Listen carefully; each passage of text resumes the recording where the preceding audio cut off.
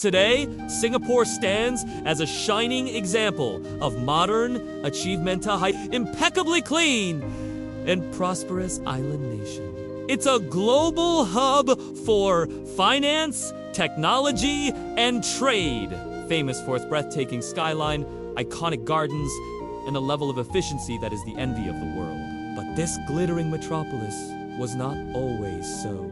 To understand the miracle of Singapore, we must first travel back in time to a period when it was nothing more than a small colonial trading post, grappling with poverty, political instability, and a seemingly hopeless future. The story of modern Singapore begins in 1819, when a visionary British statesman, Sir Stamford Raffles, established a trading settlement on the island, recognizing its strategic location at the southern tip of the Malay Peninsula. He envisioned it as a free port that would challenge the Dutch monopoly on trade in the region. And for over a century, that's what it was. A bustling port city, a melting pot of Chinese, Malay, Indian, and European immigrants, all drawn by the promise of trade and opportunity under British colonial rule. However, the decades that followed were marked by immense challenges. Singapore's population grew exponentially, leading to overcrowding, poor sanitation, and fierce competition for resources. The city was a breeding ground for social problems, from rampant gang violence and opium addiction to a lack of proper education and housing. World War II brought a devastating period of Japanese occupation from 1942 to 1945, a time of immense suffering that shattered the myth of British military invincibility and sparked a strong sense of nationalism. After the war, a newly awakened desire for self-governance swept the island. Singapore gained independence from Britain in 1963, but not as a sovereign nation. It became part of the Federation of Malaysia. This union, however, was short-lived and fraught with tension. The cultural and economic policies of the Malaysian central government often clashed with Singapore's interests, leading to periods of social unrest and racial tensions. The political climate became so unstable that in 1965, Singapore was unceremoniously expelled from the Federation. On August 9, 1965, Singapore became a fully independent and sovereign nation. But this was not a moment of jubilation. It was a moment of profound uncertainty and fear. The new nation was small, with a population of less than 2 million. No natural resources, no hinterland, and a deep sense of vulnerability in a hostile region. Many believed that Singapore was doomed to fail. The very concept of its survival seemed impossible. This was the moment that forged the destiny of modern Singapore. Its leaders knew they had to build a future from scratch, and they knew they had to do it with a ruthless efficiency and a long-term vision that would defy all expectations. The man who would become the architect of modern Singapore was its first prime minister, Lee Kuan Yew. Faced with the daunting task of leading a nation on the brink, his vision was uncompromising and his leadership unapologetically pragmatic. Lee Kuan Yew and his people, Action Party PAP, set out to build a nation that was not only economically prosperous, but also socially cohesive and politically stable.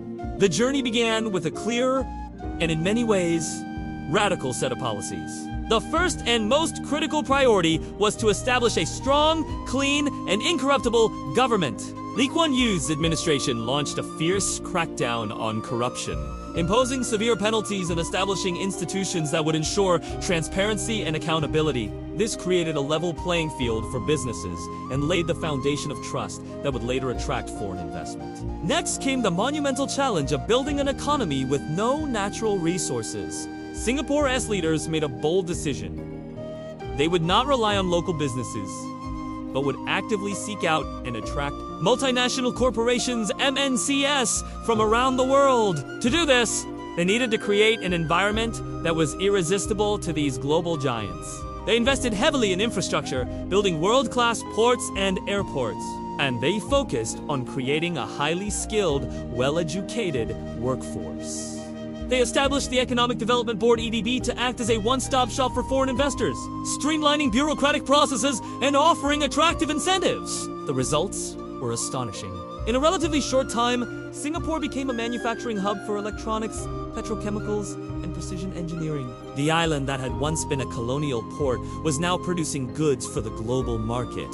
Simultaneously, Lee Kuan Yew and his government focused on addressing the social challenges that plagued the nation. They launched the Housing and Development Board (HDB) to build affordable public housing, which not only solved the problem of overcrowding, but also served as a powerful tool for social engineering. By strategically allocating housing to different ethnic groups, they fostered a sense of national identity and unity, moving the nation beyond its early racial tensions. Furthermore, a massive cleanup campaign transformed the cityscape, turning Singapore from a dirty, congested city into the clean, green environment we know today. These early, foundational policies, a strong government, a focus on attracting global talent and capital, and a commitment to social cohesion were the bedrock upon which the modern city-state would be built. The transformation from a nation of squatters to a nation of homeowners was a powerful symbol of this new, shared vision. As Singapore's economy matured, its leaders recognized that they could not remain a low-cost manufacturing hub forever. The city-state needed to move up the value chain and diversify its economy to stay ahead of its competitors. The focus shifted from Made in Singapore to Brain of Singapore. The government began to invest heavily in education, transforming its universities into world-class research institutions. The vision was to create a knowledge-based economy, a hub for innovation and intellectual property. This led to a new wave of growth in sectors such as finance, biotechnology, and information technology. The development of the Singapore Science Park and the Biopolis Research Complex attracted top scientists and researchers from around the globe, cementing the city's reputation as a center for R&D. The city also strategically positioned itself as a global financial center. By creating a stable, well-regulated, and business-friendly environment, it attracted major international banks, investment firms, and financial institutions. The Singapore Stock Exchange became a key player in the Asian markets, and the city's port became one of the busiest in the world, handling a massive volume of global trade. But Singapore's transformation wasn't limited to its economy. Its leaders also recognized the importance of building a global brand. They launched a series of ambitious architectural projects and urban initiatives that would capture the world's imagination. The iconic Marina Bay Sands, with its stunning rooftop infinity pool, and the futuristic gardens by the bay, with its super trees, became instant global landmarks. These projects not only boosted tourism, but also demonstrated Singapore's confidence, ambition, and creative spirit. The city-state also took a proactive approach to urban planning, pioneering new ideas in sustainable development, waste management, and green infrastructure.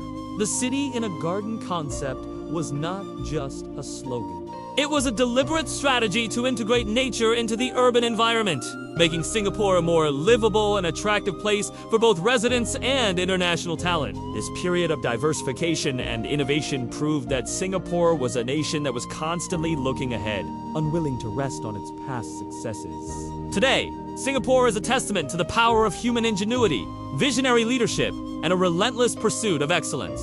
The small island that was once a vulnerable, struggling nation has become a global giant, a city-state that punches far above its weight. Its GDP per capita is among the highest in the world. Its education system is consistently ranked among the best. And its Changi Airport is a perennial winner of global awards. The legacy of its founding fathers, particularly Lee Kuan Yew, is visible in every aspect of the city. The clean streets, efficient public transport, and world-class amenities are a direct result of the disciplined and pragmatic policies put in place decades ago. The nation's success is a powerful reminder that, with a clear vision, strong governance, and a united population, a country can overcome even the most daunting of challenges. However, Singapore's journey is far from over. The city-state continues to innovate with a focus on future challenges like climate change, an aging population, and a rapidly changing global economy. Its leaders are investing in artificial intelligence, robotics, and biotechnology to ensure that the nation remains at the forefront of technological progress. The Smart Nation Initiative is an ambitious plan to leverage technology to improve the lives of its citizens and maintain its competitive edge. The story of Singapore is a powerful lesson for the world. It's a story of how a small nation with no natural resources and a tumultuous beginning defied all expectations to become a symbol of what is possible. It's a narrative of resilience, strategic thinking, and the unwavering belief that a shared vision can transform a city from a humble trading post into a global giant. Thank you for joining us on this incredible journey. If you enjoyed this video, please like, share, and subscribe for more in-depth stories of urban transformation.